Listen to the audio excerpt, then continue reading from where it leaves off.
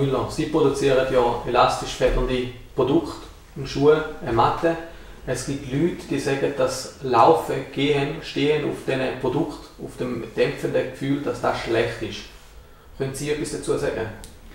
Ich gehe mal erstens davon aus, dass vor allem Leute das sagen, die unsere Produkte nicht anwenden. Weil ich gehe davon aus, dass 98% von unseren Kunden total begeistert sind. Und dann kann es ja nicht so schädlich sein. Aber es ist schon richtig, dass jetzt nur rein weiches Material sicher den Körper verwöhnen und dazu führen, dass er nicht mehr trainiert wird. Unsere Materialien sind aber nicht in erster Linie weich, sie sind in erster Linie elastisch, federnd. Das ist wie ein Trampolin.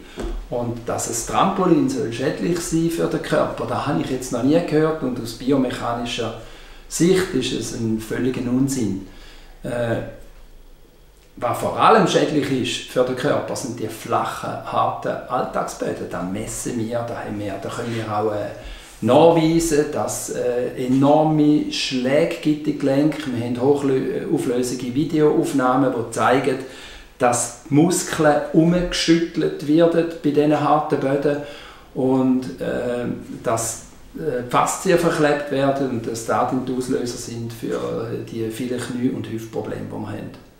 Es gibt ja die Theorie, dass zum Beispiel der Knochen gewisse Schläge braucht. Thema Osteoporose, dass wenn wir die Schläge nicht haben, dass Osteoporose gefördert wird. Das ist eine völlig sinnlose Studie. Ich habe von der schon ein paar Mal gehört. Wenn die wahr wäre, dann hätten ja alle Rollstuhlfahrer Probleme mit der Osteoporose, was überhaupt nicht der Fall ist. Was es nämlich braucht, ist Bewegung von der Muskulatur und das ist eben leider auf den flachen, harten Böden nicht der Fall. Da werden vor allem die grossen Muskeln beansprucht und der ganze Rest der feinen Muskeln nicht. Und in dem Sinn ist die Studie völlig sinnlos.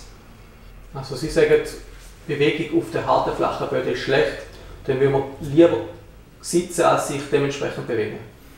Ich sage nicht, Bewegung auf harten, flachen Böden sei immer schlecht.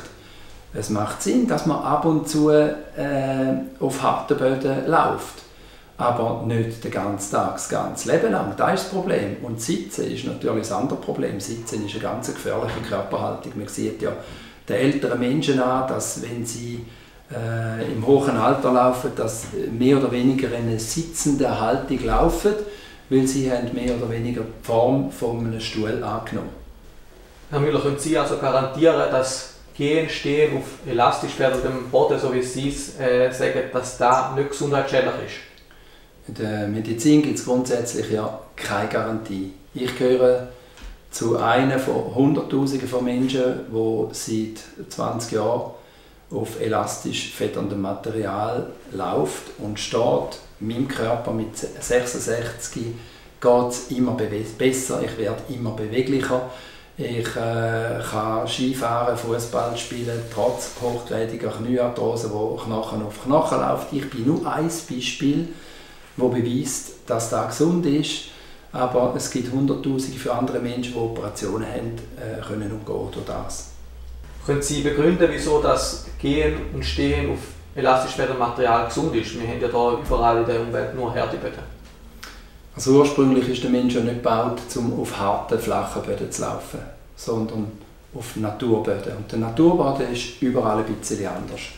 Das angenehmste Gehen ist barfuß, irgendwo auf weichem, elastischem Moos, auf Lehm, wo ein bisschen nachgibt, alles was federt. Darum lieben ja auch die kleinen Kinder das Trampolin so. Und die elastisch federnde Bewegung ist eigentlich Trampolinbewegung und es ist sicher die beste und gesündeste Bewegung, die der Mensch überhaupt machen kann. Also Sie würden alle Leute raten, auf elastisch federndem Untergrund zu gehen?